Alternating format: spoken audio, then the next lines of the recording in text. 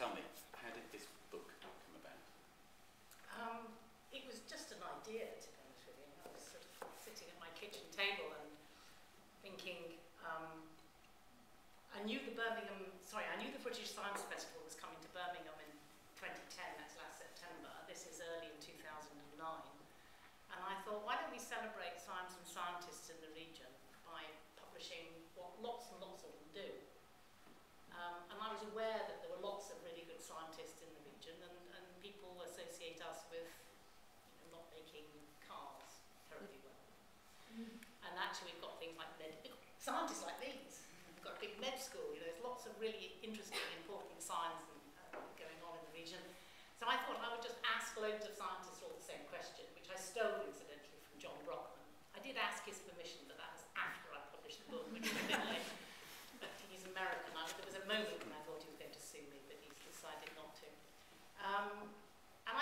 To begin with, I thought about two of them would reply, and I'd done something upon the net, and that would be it. I could go on with the rest of my life. Instead of which, over 80 people replied. Matter of fact, about 90 people said they would write, and we had a few drop out. 81 scientists have contributed to this book. And then I had to set up a publishing company to make it happen, didn't I? Because you can't sort of rely on, HarperCollins to publish on the 14th of September 2010, which is when I knew I wanted to publish it. And it's kind of grown. It's now got a website. It's got a YouTube channel. We're about to set up a new Optimists forum for scientists to discuss some of the big issues of the day, because scientists have got really interesting things to say about the future. And it's kind of taken off, and it's taken over my life a bit. And it's been a great success. I feel really pleased that so many scientists have got a platform, and they're saying what to them is routine. I mean, you think about what these scientists have said, it's kind of routine to them, and yet we're sitting going, do what? So that's how it started. And Hazel, you sort of hinted at it. How was it when you got approached? I mean, how did you get approached? Did you get approached by Kate directly, and what did you make of this question? I wasn't approached directly by Kate. It came through my Vice-Chancellor. So that's how high-powered Kate is.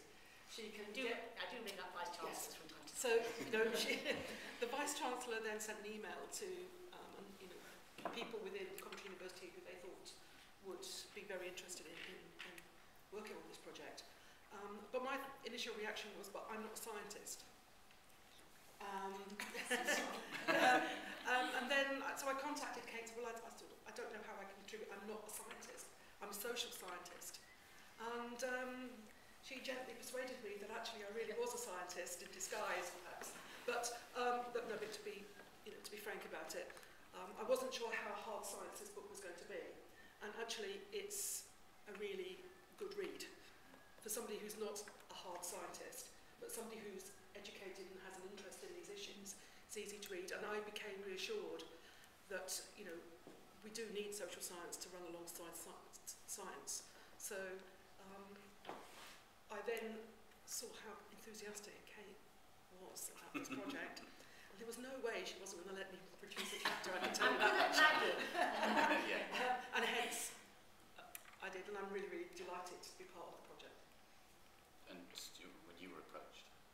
I just jumped at it because I hear a lot of negative and adverse comments about computer games and other areas that I work in on a continual basis, about addictive qualities, about kids being antisocial, about spending too much time, about kids who go to universities just to play games on computer games courses. And then in the articles I write in other places, I do discuss things like, well, the computer games course at university are some of the hardest, with some of the highest level of maths in them, and it usually produces our first class honours students. They usually come from that area, not because they're good at computer games, because their maths is superior to anybody else's, for example. And they're doing something they're interested in. And so I thought it was time to, to voice something else in another channel, because the media always pick up on addictive qualities or kids playing games too much. And the problem is it's part of our culture now, so we've got to learn to sit with it and accept it. And actually, I don't think it's that negative as we've seen from projects that we've done. It's actually had a beneficial effect and continues to do so. And your responses you get approached